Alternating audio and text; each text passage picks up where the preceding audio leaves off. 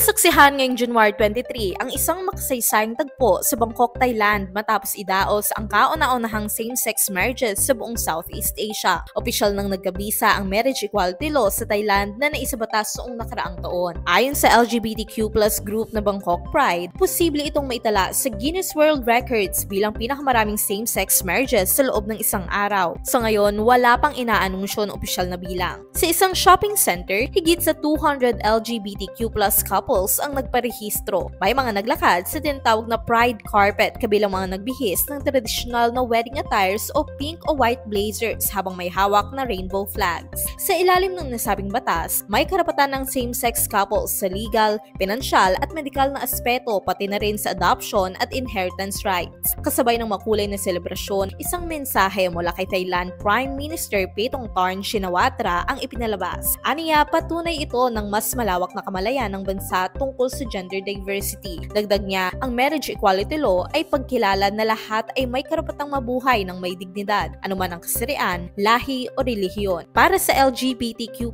advocate sa Thailand, ito ay maaaring maging modelo para sa ibang bansa. Gayunpaman, nananatili pa rin ang panawagan nila para sa mas malawak na gender recognition sa Thailand, lalo na para sa mga transgender. Para sa iba pang content, i-follow lamang ang social media pages ng News 5.